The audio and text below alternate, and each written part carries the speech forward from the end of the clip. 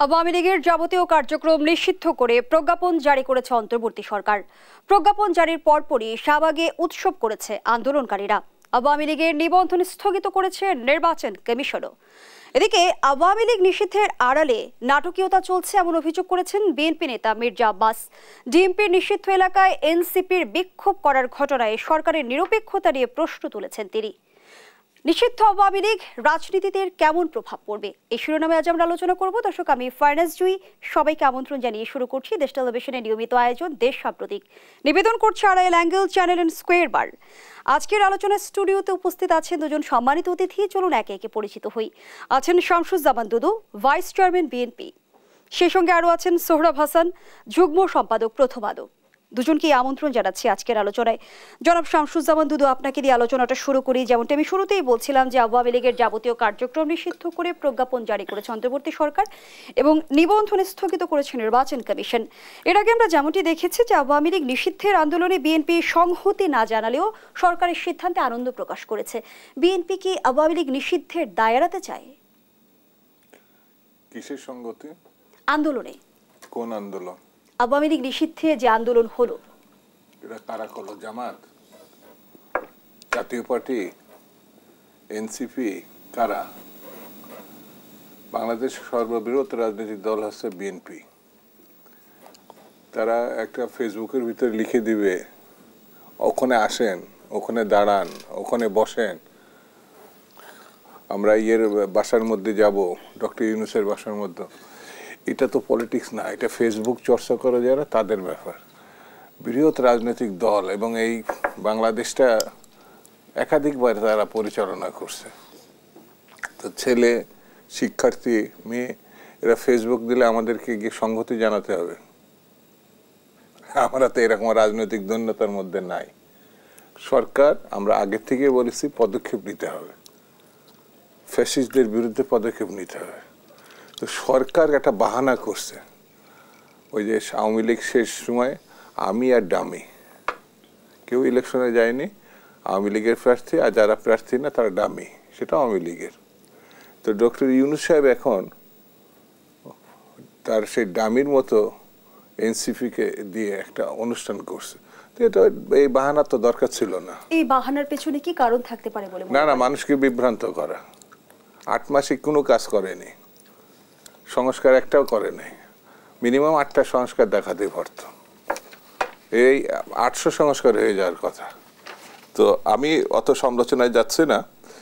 এখন যে জিনিসগুলো নিয়ে বিএনপিকে সমালোচনা করা হচ্ছে, সেটি হচ্ছে এই কারণে বিএনপি নির্বাচিত একটি সরকার চাচ্ছে, নির্বাচন চাচ্ছে।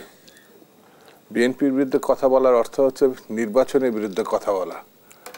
একটা নির্বাচিত সরকার যাতে তৈরি না হয় সেটার জন্য মানে কথা বলা, এটা আমার মতামত। এই দেশকে যদি সংকট থেকে আপনি না উঠাতে পারেন, তাহলে সামনের দিনগুলোতে আরো ভয়াবহ পরিস্থিতি হবে। সেই সংকট কিভাবে কাটাবো, সেটি একটি নির্বাচিত সরকার পারে।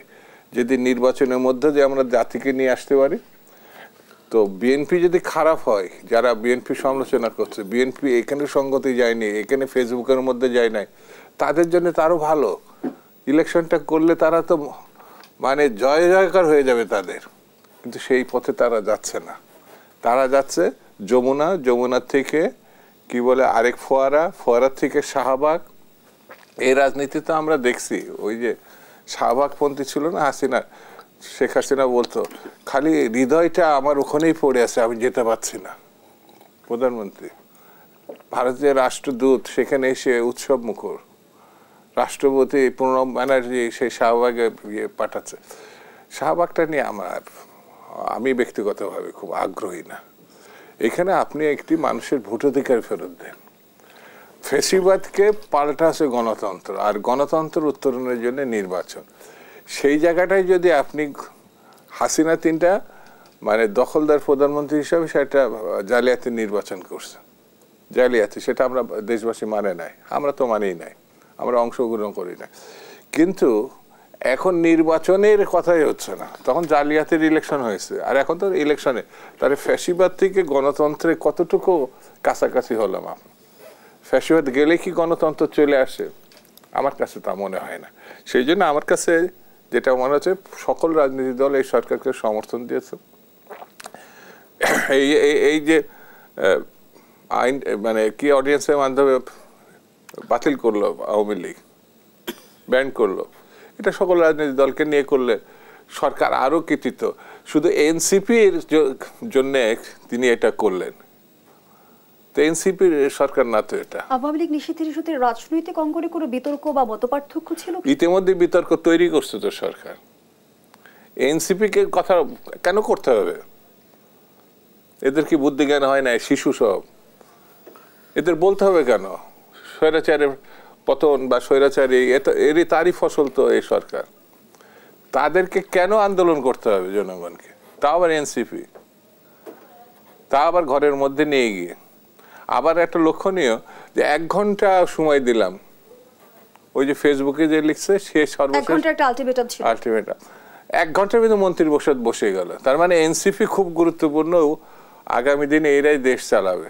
যেমনটি আপনাদের নেতা মির্জা আব্বাস অভিযোগ করেছে যে আওয়ামী লীগ নিষিদ্ধের আড়ালে দেশে নাটকীয়তা চলছে। আপনিও বলছিলেন বাহানা। বাহানা শুধু না, এই যে 1 ঘন্টার নোটিশে আপনারা বসবেন, এখন অন্য কথা বললে তো আবার বলবে যে মুখ খারাপ করলেন। 1 ঘন্টা কেন আপনার লাগবে? যেদিন আপনার সরকারের পতন হয়েছে, যেদিন এই সরকার শপথ নিয়েছে, তারপরের দিনে আওয়ামী লীগ ব্যান্ড করা উচিত ছিল, করে নাই কেন? ওই হাসনাত আব্দুল্লাহ যেন বসেছিল। দলগুলোর চাপে এমন কি?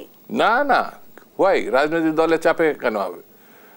রাজনৈতিক দলের সঙ্গে আলোচনা করে এত কাজ করতে পারলেন, আর আওয়ামী লীগ ব্যান্ড করতে পারলেন না। খালি এনসিপির সঙ্গে আর হাসনাত আব্দুল্লাহর সঙ্গে বসে 1 ঘন্টার নোটিশে, মানে মনে হলো যে পশ্চাৎ দেশে একটা বাড়ি মারছে, লাঠি নিয়ে দাঁড়িয়ে আছে, তাড়াহুড়ো করে 1 ঘন্টার নোটিশে।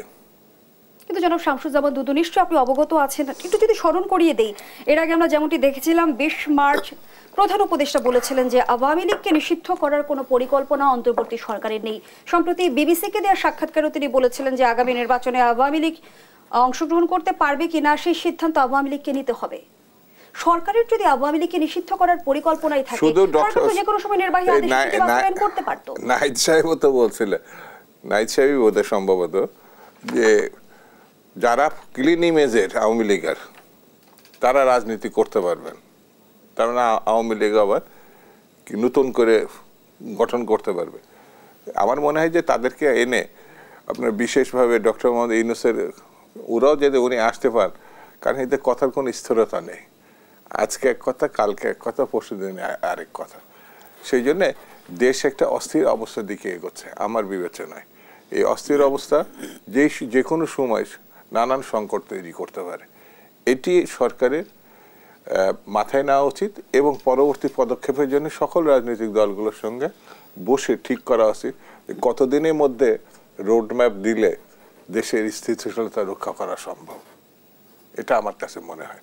যদি তা না করা সম্ভব হয়, তাহলে এক ধরনের যে সংকট, আইন শৃঙ্খলা পরিস্থিতি, বাজারে কিছুদিন আগে একটা দ্রব্যমূল্যের একটা মানে সহনীয় গিয়েছিল, আবার কিছু কিছু জায়গায় কিন্তু এটা জাম করছে।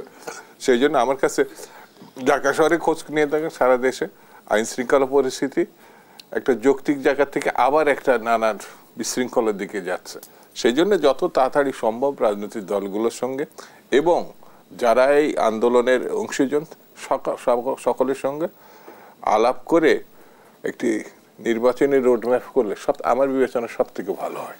রাজনীতিতে স্থিতিশীলতা আসবে এমনটি মনে করেন আপনি? জনাব শামসুজ্জামান দুদু, সাম্প্রতিক সময়ে বিএনপি নেতা গয়েশ্বরচন্দ্র রায় যেমনটি বলেছিলেন যে আজ যারা আওয়ামী লীগ নিষিদ্ধের দাবি জানাচ্ছে, তারা যে আগামীকাল বিএনপি নিষিদ্ধের দাবি জানাবে না তার কি গ্যারান্টি? এমন কোন শঙ্কা কি আপনাদের মনে আছে? না, আমার কাছে সে শঙ্কা নাই। গত 16-17 বছর ধরে প্রধান আন্দোলনকারী শক্তি বিএনপি। এখনো বিএনপিকে ঠেকানোর জন্য নির্বাচনকে ঠেকিয়ে রাখা।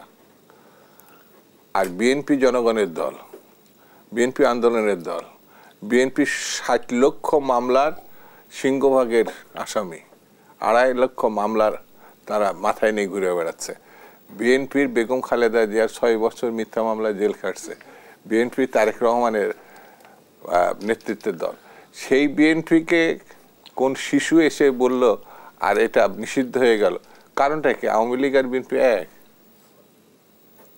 আওয়ামী লীগ এই এই যে শিশু সুলভ যে প্রশ্ন আপনি করলেন, কে কখন বাতিল করতে বলবে আর বাতিল হয়ে গেল? আপনাদের নেতা এমন শঙ্কা প্রকাশ না না, করেছেন? এই যে আমি সেটাই বলছি, শিশু সুলভ বক্তব্য না দেওয়া ভালো।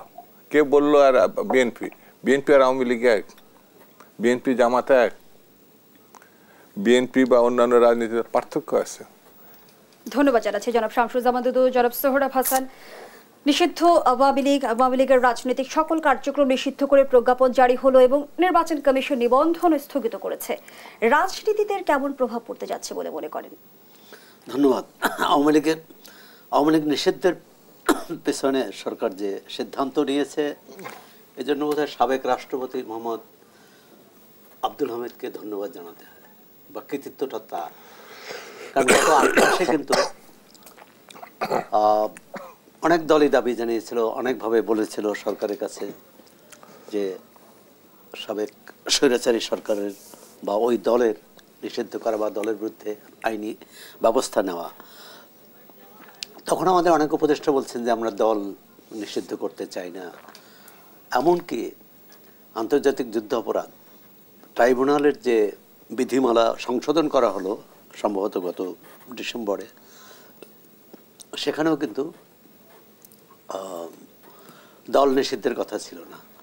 এই উপদেষ্টা পরিষদের সর্বশেষ বৈঠকের সিদ্ধান্ত নিল যে অপরাধ ট্রাইব্যুনালে, মানে এই ট্রাইব্যুনাল ব্যক্তির সঙ্গে সঙ্গে দলকেও শাস্তি দিতে পারবে।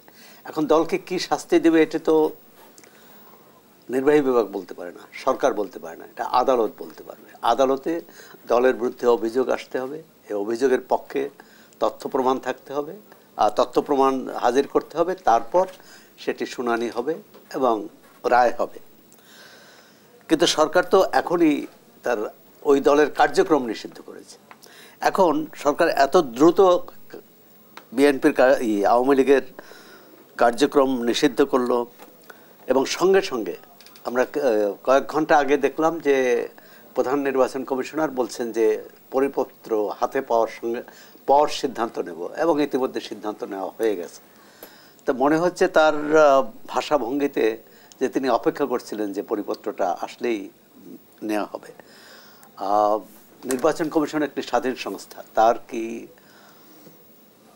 মানে দল এবং তার সাথে তার নির্বাচন কমিশনের সঙ্গে দলের সম্পর্ক নির্বাচন সংক্রান্ত।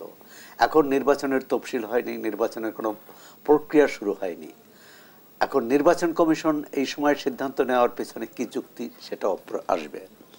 নির্বাহী বিভাগ করেছে, নির্বাহী বিভাগ কিন্তু যুক্তি দিয়েছে, সরকার যুক্তি দিয়েছে যে অপরাধ আওয়ামী লীগ নেতাদের বা আওয়ামী লীগের যারা সাবেক মন্ত্রী, প্রধানমন্ত্রী, তাদের বিরুদ্ধে যে মামলা, বিশেষ করে আন্তর্জাতিক অপরাধ ট্রাইব্যুনালে যে মামলা, সেই মামলার সাক্ষী এবং বাদীর নিরাপত্তার কথা বলেছে, এবং সরকারের বিরুদ্ধে দেশের বাইরে থেকে বা ভিতরে থেকে সামাজিক যোগাযোগ মাধ্যমে যে অপপ্রচার, উস্কানি ইত্যাদি বন্ধ করার জন্য। কিন্তু নির্বাচন কমিশনের কাছে কোনো যুক্তি দেখলাম না, বা কোনো তাদের ব্যাখ্যা কি। আরেকটা হচ্ছে যে দুদুভাই বলছিলেন যে এই সরকার গণ অভ্যুত্থানের মধ্য দিয়ে মানুষের আকাঙ্ক্ষা কী ছিল, একটা স্বৈরাচারের পতন, একটা হচ্ছে গণতন্ত্রের উত্তরণ। তো গণতন্ত্র উত্তরণ নির্বাচন না হলে উত্তরণ হবে কেন, হবে কিভাবে? যে সংগঠনই দাবি করুক বা আন্দোলন করুক, সরকার সিদ্ধান্ত নিয়েছে আওয়ামী লীগের বিষয়ে। কিন্তু নির্বাচন বিষয়ে এই বিএনপি সহ অনেক দলই তো দ্রুত নির্বাচন চেয়েছে, ডিসেম্বরের মধ্যে নির্বাচন হওয়া সম্ভব। কেউ বলেছে যে বার্ষিকীতে, অর্থাৎ আগামী আগস্টেও নির্বাচন সম্ভব, এটিও অনেকে বলেছিলেন। এখন আর সম্ভব না সেটি, কিন্তু নির্বাচনের ব্যাপারে সরকার কোনো কথা বলছে না। এক্ষেত্রে মানুষের সন্দেহ দেখা দিয়েছে। যেমন সেনা সমর্থিত সরকারের সময় একটা দুই নেত্রীর মাইনাসের যে ফর্মুলার কথা শুনেছি, এখনো অনেকে মনে করে যে এক নেতৃত্ব চলেই গেছেন, আর এক নেত্রী বা আর এক দলকে মাইনাস করা হয় কিনা। এবং অনেকেই আপনি দেখেছেন যে দেয়ালে কি কি লেখা ছিল আওয়ামী লীগ বিএনপি নিয়ে। এবং পরশুর যে সমাবেশ সেখানেও অনেকে আওয়ামী লীগ বিএনপিকে এক করে কিন্তু স্লোগান দিয়েছে, বক্তব্য রেখেছে যে এর মধ্যে কোনো পার্থক্য নেই। দুদুভাই যেটা ব্যাখ্যা করছিলেন যে আওয়ামী লীগ আর বিএনপি এক না, বা জামাত ইসলাম আর বিএনপি এক না, কিন্তু অনেকে এবং সরকারের সমর্থন আছে এরকম অনেকেই কিন্তু মনে করে এক। না হলে এই সরকারের প্রথম তো দায়িত্ব ছিল যে নির্বাচনটি কিভাবে হবে এবং কখন হবে সেটা একটা রোড ম্যাপ দেওয়া, রাজনৈতিক দলগুলোর প্রস্তুতি নেওয়ার জন্য, কিন্তু সরকার সেটি দেয়। এখন আরেকটি বিষয় যেটা আওয়ামী লীগ নিষিদ্ধ করা, গণতন্ত্রের কি লাভ হবে কি ক্ষতি হবে সেটি বিচার। আওয়ামী লীগের অন্তিম মুহূর্তে জামাত ইসলামকে নিষিদ্ধ করা হয়েছিল। বাংলাদেশের রাজনৈতিক দল নিষিদ্ধের ইতিহাস ব্রিটিশ আমল থেকে। ব্রিটিশ আমলে কমিউনিস্ট পার্টিকে নিষিদ্ধ করা হয়েছিল, পাকিস্তান আমলে কমিউনিস্ট পার্টি, জামাত ইসলাম, আওয়ামী লীগ আরো অনেক দলকে, ৭১ তো যুদ্ধ, তখন মুক্তিযুদ্ধ ছিল, তখন পাকিস্তানিরা কি ঘোষণা, তারা তো গণহত্যাই চালিয়েছে। পাকিস্তান আমলে রাজনৈতিক দল নিষিদ্ধ হয়েছে, স্বাধীনতার পর নিষিদ্ধ হয়েছে, এবং মানে সামরিক শাসন আমলে হয়েছে, আবার বেসামরিক সরকারের আমলেও হয়েছে। আবার তাহলে এই যে নিষিদ্ধ করার পর সেই দলকে শক্তিশালী হয় না, সেই দল বিচ্ছিন্ন হয়ে যায়। জনগণ সিদ্ধান্ত নেবে, রাষ্ট্রের মালিক জনগণ, কোন দল থাকবে না থাকবে জনগণ সিদ্ধান্ত নেবে। একটা ভিন্ন জায়গায় আপনার কাছে প্রশ্ন, সেটি হচ্ছে আমরা দেখলাম যে তীব্র আন্দোলনের মুখে যে প্রক্রিয়ায় নিষিদ্ধের দাবিটি সামনে এলো, সেটি কি ভবিষ্যতের রাজনৈতিক সংস্কৃতি হয়ে দাঁড়াবে কিনা, আমি সে আলোচনায় ফিরতে চাই বিরতির পর। দর্শকের সাম্প্রতিক রিপোর্টে একটা বিরতি নিচ্ছি, সাথেই থাকুন।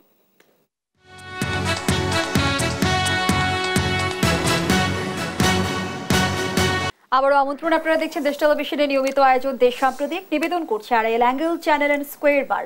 আমরা আবারও ফিরছি আলোচনায়। জনাব সোহরাব হাসান, যে প্রশ্নটি রেখে বিরতিতে গিয়েছিলাম, এই যে জোর করে দাবি আদায়, এটি কি ভবিষ্যৎ রাজনীতিতে, রাজনীতির সংস্কৃতিতে পরিণত হতে পারে কিনা? না, আওয়ামী লীগের বিরুদ্ধে যে গণ আন্দোলন, গণ বিক্ষোভ এবং অভ্যুত্থান হলো কেন? হলো যে আওয়ামী লীগ আইনের শাসন দেয়নি, জনগণের ভোটাধিকার হরণ করেছে এবং তার দলীয় লোকদের, ছাত্রলীগ, যুবলীগ ইত্যাদি, এদেরকে নামিয়েছে বিরোধী দলকে দমন করতে। অর্থাৎ আইনের শাসন বলতে যা বোঝায় সেটি ছিল না। গণ অভ্যুত্থানের পর তো মানুষ ভেবেছিল যে শান্তিতে থাকবে, নিরাপদ থাকবে, আইনের শাসন প্রতিষ্ঠিত হবে, ন্যায় বিচার হবে এবং বৈষম্য থাকবে না, এগুলোই তো অঙ্গীকার ছিল।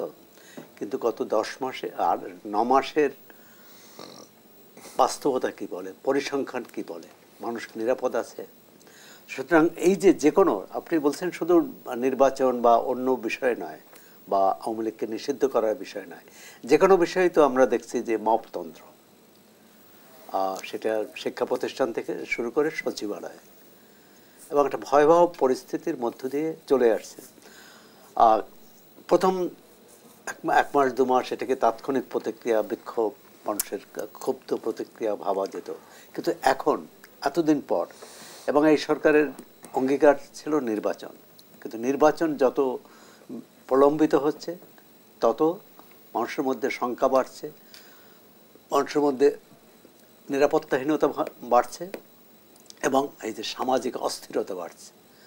আপনি গণপরিবহন বলুন, এবং সবচেয়ে প্রান্তিক এবং সবচেয়ে নিগৃহীত হচ্ছে কিন্তু নারী। আপনি দেখুন লঞ্চে তারা পিকনিক করতে যাচ্ছিল, দুই তরুণীকে কীভাবে প্রকাশ্যে বেত্রাঘাত করলো, প্রকাশ্যে প্রহার করলো, সেই লোক পরবর্তীকালে গ্রেপ্তার হয়েছে। কিন্তু এই যে মানুষ এটা কী বার্তা দেয়, মানে একটি অন্তর্বর্তী সরকার, যাদের এই সরকারে যারা আছেন তারা মানবাধিকারের জন্য দীর্ঘদিন লড়াই করেছেন, আন্দোলন করেছেন মাঠে ময়দানে, আর আজকে তারা এ ব্যাপারে তাদের কোনো নেই, সরকারি ভূমিকা কি সেটা কিন্তু পরিষ্কার বোঝা যাচ্ছে না, সরকারের ভূমিকা নেই। আরেকটি হচ্ছে যে আইনের শাসন থাকলে সেখানে মপতন্ত্র থাকে না, সেখানে জবরদস্তি থাকে না, এবং এনসিপি তো প্রধান উপদেষ্টা ভাষা অনুযায়ী যে তরুণদের দল, তারাই গণতন্ত্র দিতে পারবে, তারাই দেশকে সঠিক পথে নিতে পারবে, তাদেরকে আন্দোলন করতে হবে কেন, তাদেরকে যমুনায় যেতে হবে কেন? তাই এই যে পথ দেখালো, এবং আমরা দেখলাম না সচিবালয়ে ছাত্ররা যে পরীক্ষা বাতিল করে দিয়েছে। কিন্তু আবার গরিব যে আনসার তারা যখন আন্দোলন করেছে তাদের কিন্তু জেলে পাঠানো হয়েছে। মানে রাষ্ট্রের দৃষ্টিভঙ্গি কি, সরকারের দৃষ্টিভঙ্গি। ধন্যবাদ জানাচ্ছি জনাব সোহরাব হাসান। জনাব শামসুজ্জামান দুদু, 30 কার্যদিবসের মধ্যে জুলাই ঘোষণাপত্রের দাবি জানিয়ে অন্তর্বর্তী সরকারকে হুঁশিয়ারি দিয়েছেন এনসিপির নেতা নাসির উদ্দিন পাটোয়ারি। তিনি বলেছেন, এরপর যমুনার সামনে বসে থাকবো না, ভেতরে ঢুকবো। জুলাই ঘোষণাপত্র নিয়ে আপনাদের আসলে ধারণাটা বা আপনাদের ভাবনাটা কি? জুলাইয়ের ঘোষণা তো আগস্টে হয়ে যেতে পারত, নয় অক্টোবরে হতে পারত, সেপ্টেম্বর হতে পারত। তো এটা আমরা করি নাই বা সরকার করে নাই, বা গণঅভ্যুত্থানে যারা সম্পৃক্ত ছিল, যে সে নেতৃত্ব ছিল, তারা অন্যান্য কাজকে যেভাবে প্রাধান্য বা গুরুত্ব দিয়েছে, সেই সব কাজগুলো শেষ করার পর এখন বছরান্তে মনে হচ্ছে এই ঘোষণাটা দরকার হতে পারে। তা আমার কাছে এখন যারা এই দিন তারিখ দিয়ে করছে, তো এটা তো তারা তাদের সরকার মনে করছে, এবং সরকার মনে করছে এরা হচ্ছে মূল ঘটনা। তারা তাদের মতো করে বিবেচনা করতে পারে। জুলাইয়ের মূল লক্ষ্য ছিল গণতন্ত্র, ফ্যাসিবাদের পতন, স্বৈরতন্ত্রের পতন, গণতন্ত্র প্রতিষ্ঠা। তো এখন আমি সব কথাই বলছি, সব ঘটনা নিয়ে আলোচনা হচ্ছে, কিন্তু গণতান্ত্রিক উত্তরণের যে পদক্ষেপ, সেই জায়গাটা আমরা বলছি না। কেউ বলল একটা গোষ্ঠী তৈরি করা হয়েছে, যারাই গণতন্ত্রের কথা বলছে তাদেরকে অপরাধের দৃষ্টিতে দেখা হচ্ছে। বিষয়টা এমন আলোচনা, তুমি কেন গণতন্ত্রের কথা, নির্বাচনের এমন বাস্তবতা তৈরি করা হলো? ক্ষমতাটাকে আঁকড়ে থাকা যায় কি করে, গোষ্ঠীর কাছে ক্ষমতা নিয়ন্ত্রণ করে রাখা যায় কি করে। এই যে মোব, আমার পছন্দ না, তাকে আমি পিটাবো, যেখানে রাস্তায় পিটাবো, আইন আদালতে পিটাবো। আমি যে এটা ম্যানসন ম্যান্ডেলার একটা উক্তি পড়লাম, ওরা খারাপ ছিল বলে আমরা ভালো হতে হবে। তো অর্থাৎ ফ্যাসিবাদ আমাদের সব কিছু কেড়ে নিয়েছিল, গণতন্ত্র সব কিছু ফিরিয়ে দিবে।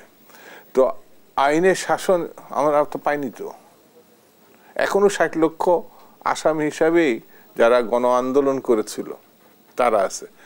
1 মাসের সরকারের পতন হয়ে গেছে, 1 মাসের সব মামলা প্রত্যাহার করে নিয়েছে, 1 মাসে যারা ছিলেন তারা উপদেষ্টা মণ্ডলীতে এসছেন, 1 মাসের মধ্যে যারা ছিল। কিন্তু আপনার 15-16 বছরে যাতে একটা মামলা যায় না, কোর্টের মধ্যে দিয়ে বিচারকরা এটা খারিজ করে দিচ্ছেন, সরকার দেয় নাই। কিন্তু সেই জন্য আমার কাছে মনে হয়েছে যে আপনাকে প্রথম কাজটা হয়েছে কিনা দেখতে হবে, সেটা হচ্ছে মানে ফ্যাসিবাদের পতন হয়েছে। এখন যদি কেউ সত্যিকার প্রশ্ন করে সত্যি কি হয়েছে, আমরা দেখলাম যে আওয়ামী লীগের রাজনৈতিক কার্যক্রম নিষিদ্ধ হলো, কিন্তু আওয়ামী লীগ কিন্তু রাজনৈতিক দল হিসেবে নিষিদ্ধ হয়নি। আওয়ামী লীগ রাজনৈতিক দল হিসেবে নিষিদ্ধ হোক, এটি কি বিএনপি চায়? একটা অডিয়েন্সের মাধ্যমে বাতিল হওয়া, সরকার যদি এটা 8 মাস হয়ে গেছে, তার সততা, তার প্রজ্ঞা, তার দৃষ্টিভঙ্গি সত্যিকারে প্রতিষ্ঠা করতে 8 মাস আর 4 মাসের মধ্যে আইন আদালতের মধ্য দিয়ে সাংবিধানিকভাবে নিষিদ্ধ না, এটা একেবারে বাতিল হয়ে যেতে পারত। তো সরকারের মতো করে কথা বলেছে। সরকার প্রধান হিসাবে তিনি মনে করেছেন যে পক্ষে বিপক্ষে সর্বমতের অবস্থান থাকা যেতে পারে। সে এই জন্য বলেছে যে আওয়ামী লীগ নিষিদ্ধর সিদ্ধান্ত তাদের নাই, ডক্টর ইউনূস বলেছেন। তো এখন যারা আওয়ামী লীগ নিষিদ্ধের পক্ষে তারা এটা খুশি হবে না, কিন্তু যারা শতফুল ফুটতে দাও, শতমতের চর্চা করতে দাও, যেটা বাংলাদেশের প্রেক্ষাপটে যদি বলে, সে আবার ওই যারা পছন্দ করে তারা বলবে যে হলো আওয়ামী লীগের দালাল, এরা ভারতের দালাল। আমি তো ফ্যাসিবাদকে পরাজিত করছি। তো ফ্যাসিবাদ কি করছে, আমার মত প্রকাশ করতে দেয়নি, বিএনপিকে মিটিং করতে দেয়নি, রাস্তায় দাঁড়াতে দেয়নি, বা অন্যরা যারা আওয়ামী লীগ সঙ্গে ভিন্ন মত বা আন্দোলন করছে তাদেরকেও নির্যাতনের মুখে করছে। তো ওরা নির্যাতন করছে, এখন আমও নির্যাতনের স্টিম রোলার চালাবো। তাহলে তার সঙ্গে আমার সঙ্গে, অর্থাৎ স্বৈরতন্ত্রের সঙ্গে গণতন্ত্রের পার্থক্যটা কি? আমার প্রতিদ্বন্দ্বী হবে রাজনৈতিক বিবেচনায়, কিন্তু স্বৈরতন্ত্র আর গণতন্ত্র যদি আমি এক করে ফেলি, এটা হবে না তো। গণতন্ত্রের স্বৈরাচারের অবস্থানটা কি সেটা একটু বুঝতে চাই বিরতির পর।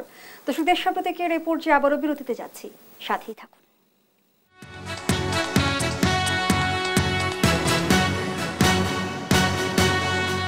আবার আমন্ত্রণ, দেখছেন দেশ সাম্প্রতিক। আমরা আবারও ফিরছি আলোচনায়। জনাব শামসুজ্জামান দুদু, বিরতির আগে আপনি বলছিলেন ফ্যাসিবাদ যা করেছে আমরা যদি তাই করি তাহলে পার্থক্য কোথায়? গণতন্ত্রে ফ্যাসিবাদের অবস্থান কেমন? না, তাহলে আন্দোলন অপমানিত হয়। আমরা ফ্যাসিবাদকে চিনি যে যারা কোনো আইন মানে না, নিয়ম মানে না, একটা গোষ্ঠীতন্ত্র।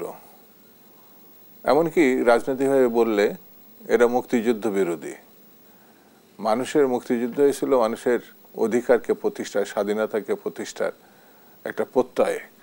তো সেটি যখন আমি স্বৈরতন্ত্রের মধ্যে দেশটাকে নিয়ে যাওয়া হয়েছে, এই অপশাসন, কালো শাসন, যেভাবে ব্যাখ্যা করি না, আইনের শাসনে, এই যেমন কোর্ট কাছারি দখল, আইন শৃঙ্খলা বাহিনী দখল, এমনকি সেনাবাহিনীকেও তারা মনে করতো তাদের পৈতৃক সম্পত্তি। কিন্তু এটা যখন ভেঙে পড়েছে, অর্থাৎ আপনার গণঅভ্যুত্থানের মধ্য দিয়ে যে পরিবর্তন, ধরেন শেখ হাসিনার পলায়ন, আপনি চিন্তা করতে পারেন উনি 48 ঘন্টা আগে বলছে আমি বঙ্গবন্ধু কন্যা, বঙ্গবন্ধু কন্যা কখনো পালায় না। তো এই মানে 24 ঘন্টার ভিতরে যে পরিণতি, যে পরিস্থিতি আমরা দেখেছি, সেটা আমাদের জাতিগত দিক থেকে খুব নতুন ঘটনা বলবো না, অভূতপূর্ব। 71 সালে মুক্তিযুদ্ধ পাকিস্তানেরা কখনো বিশ্বাস করতে চায় নাই যে এই ছোট ছোট ছেলে অথবা লুঙ্গি পরা, খালি গায়ে, পায়ে জুতা নাই, এরা পাকিস্তানের, ওরা যে প্রচার করতো যে বিশ্বের অন্যতম চৌখস সেনাবাহিনী, একেবারে প্রশিক্ষণে, অস্ত্রে, এরা তো হয় চীন আর না হলে আমেরিকার যে অস্ত্র, মানে খুব আধুনিক বাহিনী ছিল। তারাও কিন্তু এই ছেলেদের হাতে, এই মুক্তিযোদ্ধাদের হাতে তারা পরাজিত হয়েছে এবং আমাদের বিজয় অর্জিত হয়েছে। তো সেই জাতির প্রতিনিধি হিসাবে 90-এর কথা আমি বলছি না, 90 একটা গণঅভ্যুত্থান, সে হলো সামরিক স্বৈরতন্ত্রের বিরুদ্ধে। আর এই 24-এর গণঅভ্যুত্থান একেবারে ফ্যাসিবাদের যে নির্মম পরিণতি, সেই পরিণতি।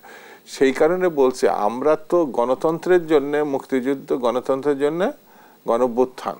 তো সেই গণঅভ্যুত্থানের পরে যদি আবার আমি দেখি রাস্তায় আমাদের সোহরাব ভাই সাংবাদিক, আমি শামসুজ্জামান দুদু রাস্তায় বেরোলাম ভিন্ন মতের কারণে, সরকারকে সমালোচনা করার কারণে কোনো রকম একটি বিরূপ পরিস্থিতির মুখোমুখি হয়, এটা তো প্রত্যাশিত না, কোনোভাবে প্রত্যাশিত না। বাজারে যাব, বাজার করব, আমি আমার বাজেটের মধ্যে বাজেট করতে পারবো, আমার ছেলেটা ইউনিভার্সিটি যাবে বা শিক্ষাঙ্গনে যাবে, সে সই সালামতে ফিরে আসবে, এটাই তো প্রত্যাশা করবে। কিন্তু এখন যে জিনিসটা হচ্ছে, আগের মতোই উদ্গ্রীব হয়ে মা অপেক্ষা করে যে তার সন্তান কখন ফিরে আসবে, তার স্বামী কখন, তার অভিভাবক পিতামাতা কখন ফিরে আসবে, এটা মনে করে।